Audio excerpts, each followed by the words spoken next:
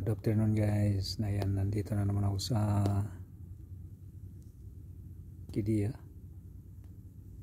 May repair dito na dito sa may handle niya.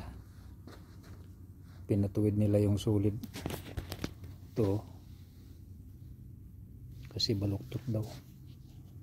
Sinilip na ganoon baluktot, kaya pinayos karpintero. Ngayon re-repairing ko na naman. Masilya repair.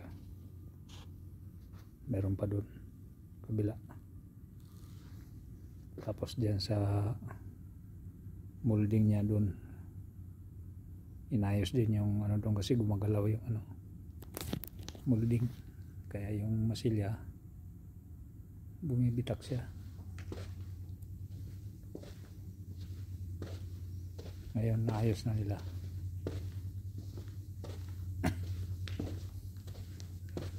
Ito yung ginawa ko na dalawang pinto guys, factory.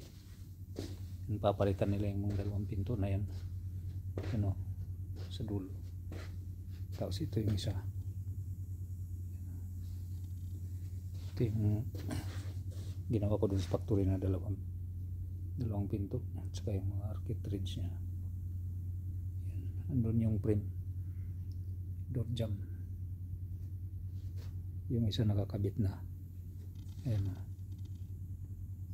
pinto na lang.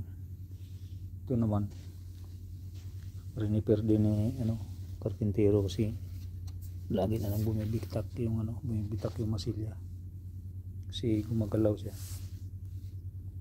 Ayan, inayos na nila yung mga masilya ko na naman. Ayan, kasi mayroong kunting repair dito sa skirting. Ayan.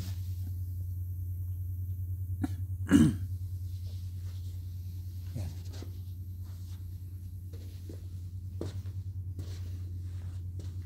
Yung mga hanap-hanapin ko muna yung mga kunting repair dito.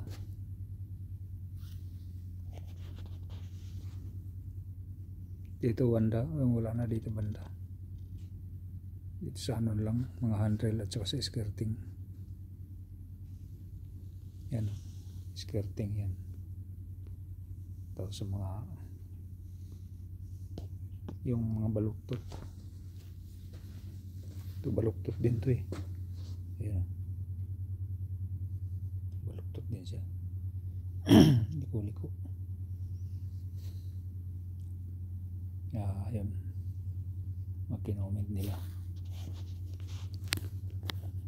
So ayan lang muna guys. Maraming salamat. Ayan. Repair lang kami dito ngayon. Ayan lang muna. Thank you.